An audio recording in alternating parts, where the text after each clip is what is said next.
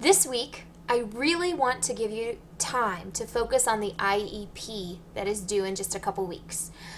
It is currently set. Originally, it was supposed to be due next week, but instead I pushed the due date back to April 7th. And so I want you to spend these next 2 weeks really focusing in on finishing your IEP. You'll note that in the module this week, there are fewer assignments so that you do have a freer time to focus on the IEP assignment. For this assignment, you're developing an appropriate IEP for your case study student, remembering to collaborate with pertinent team members to consider the individual's abilities, interests, learning environment, culture, linguistic factors, development, and adaptations for their learning experiences. So I want to emphasize that now, because if you have not had a chance to talk to anyone on the team other than your CT, you might want to do that in the next 2 weeks at field, talking to the general education teacher about the growth they've seen and the areas that still need to be strengthened in the students' reading and writing skills. You may even want to talk to the speech and language pathologist if that student sees a speech path. If their writing issues involve seeing an OT, maybe seeing if you can discuss these issues with the OT. But collaboration is a very big part of creating an IEP. It is never created in isolation. So I want to make sure you have noticed that and can spend your next, session or two in field making sure to coordinate with the appropriate people to get information for your, and make it clear to them this is a practice IEP. So you're going to consult also multiple forms of assessment information in making decisions for your case study student's IEP. Thankfully, this course has already given you plenty to refer to. You had your reading assessment that you administered. You have your anecdotal record observations. You have the literacy interview. These are valuable tools for building your profile, your future planning, and the plop for both your reading goal and your writing goal for this child. Your modifications and accommodations should be appropriately aligned to the needs of your student, as indicated by observations and assessment of the individual. While you may have consulted the CT and already know what accommodations and modifications are best for this child or deemed suitable by his or her present team, we will be discussing assessment aligned modifications and accommodations further in the next 2 weeks. Also, remember that while you're creating this IEP, you need to serve as a collaborative resource for those with whom you consult. So that's why there's a collaboration piece involved. You're getting an opportunity to incorporate other team members' input into your IEP, because that's a very real part of drafting these important documents. Just a reminder, this is a key assessment. So you are going to be uploading this to Chalk and Wire.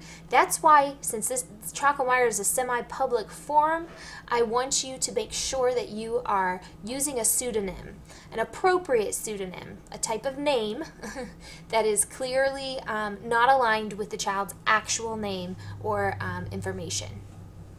Now, this information here came from our syllabus, but I want to take you now to the rubric here on Chalk and Wire. If you click the assessment link, you can see this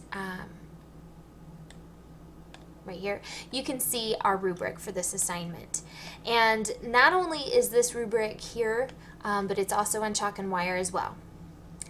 So in order to get full points for planning, you need to make sure that your IEP is clearly designed to meet the individual needs of the case study student based on the student's abilities, interests, learning environment, cultural and linguistic needs, development. And the cultural and linguistic needs can come from information from the speech path, but it can also come from your interview and your anecdotal records.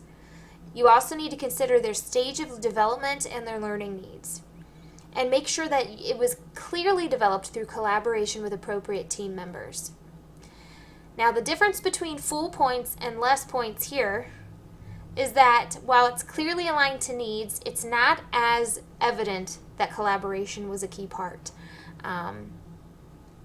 So making sure that you're very clear on each of these. In fact, I would kind of make this a little checklist to make sure you're hitting each component on the rubric. Under assessment, did your plan clearly revolve around multiple assessments. You didn't just rely on one assessment, but multiple assessments to make decisions for determining your reading and writing goals for this child.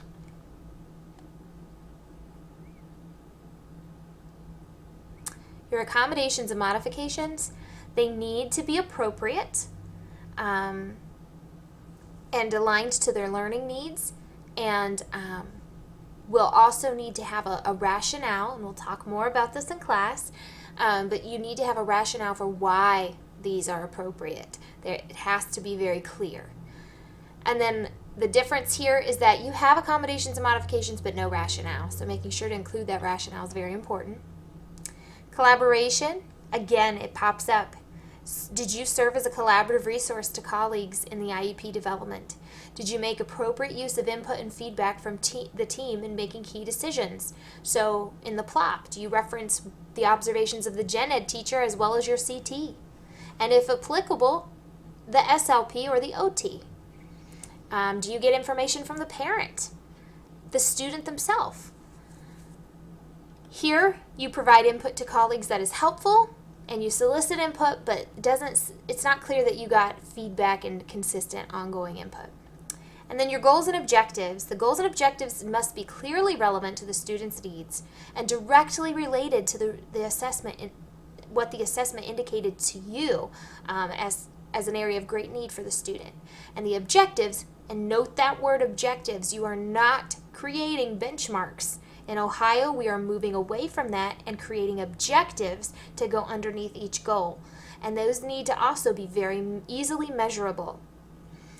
Down here, yeah, you've got goals and objectives. They're reasonable and measurable, but they're not as directly aligned to assessment. They don't clearly and relevantly connect. So this is where your plop is really going to be important before each goal to help shape and mold and direct this clear cohesiveness between students' needs and the goals and objectives being clearly aligned to assessment and observation. So that's the rubric for this assignment. I want to point you to our assignments section on Moodle. If you go to the IEP section, here is the assessment or assignment submission link. You will be submitting this here as well as on Chalk and Wire, so for your convenience, the Chalk and Wire link has been directly shared here. I will not issue a grade for the IEP unless it has been uploaded to Chalk and Wire. It's very important because this helps us measure your progress toward departmental outcomes.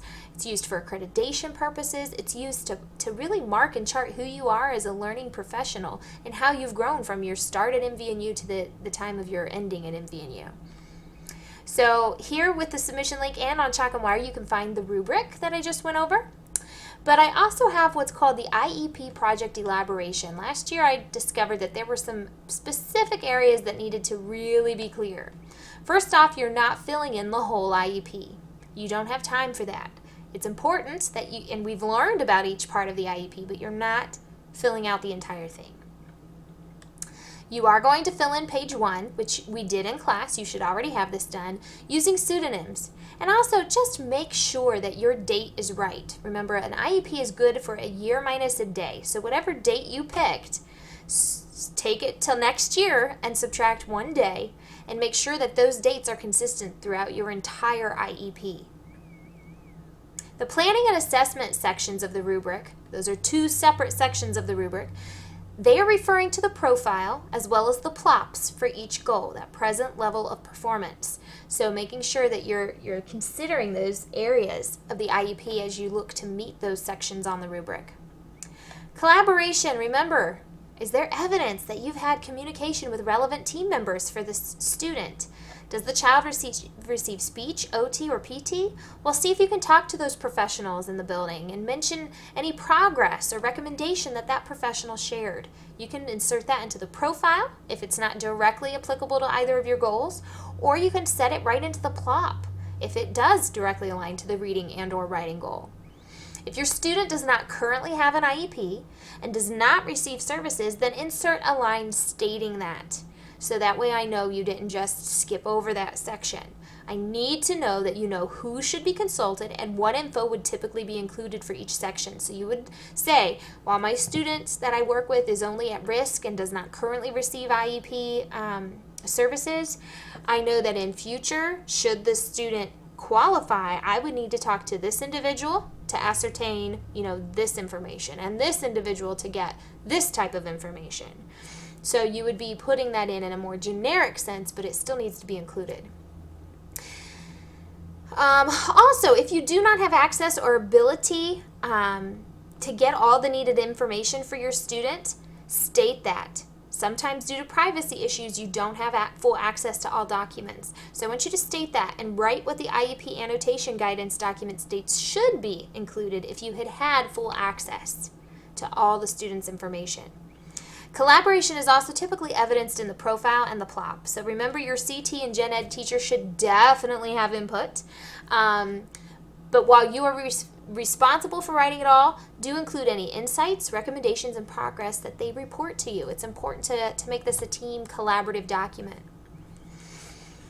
Goals and objectives. There should be one writing goal with 3 objectives, not benchmarks, and one reading goal with at least 3 objectives. I want to see that you can take a standards-based goal that is measurable and then be able to appropriately look at other language arts standards to see what are more pertinent, what is most pertinent, and help you get those objectives to fit. So you can often find good objectives in the subtext and surrounding standards of the strands that you choose. So if you're working with a student on fluency, looking at those reading foundational skills, choosing a standard that matches reading fluency needs, and then looking at those ones around it to see, oh, you know what? That would be a great stepping stone to accomplishing mastery of this skill.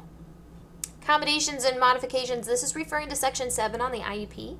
You are required to fill them in and to match them to specially designed instruction for each of your goals. Good ideas for meeting your students' need can be found within the extended standards on the ODE website.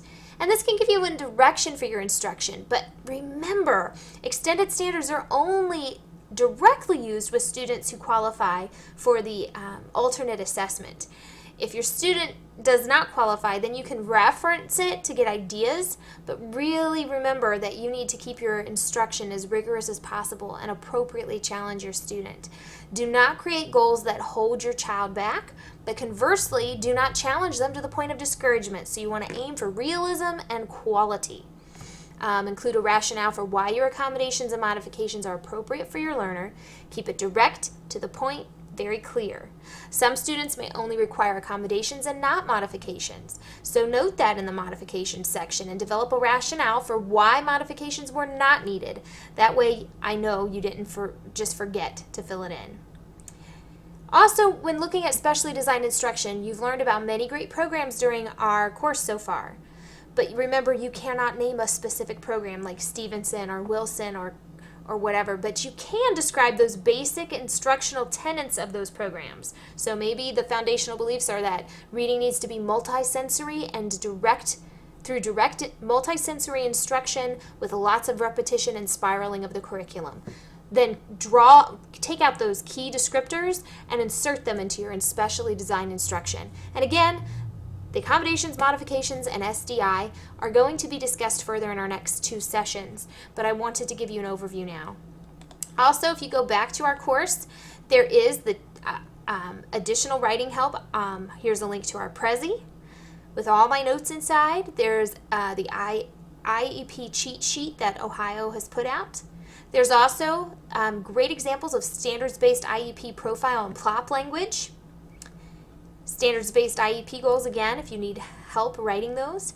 And then also for filling out the forms, you all should have been doing that by now, but if you forgot how to or need to save it, here's some videos that may be helpful for those mechanics. But really, I encourage you to work to get the language very well matching to what a strong IEP looks like. That means objective language to the point, and if you need to see some examples, please take advantage of these helps here for you. If you have any questions, let me know, and I look forward to wrapping the IEP up in the next couple weeks.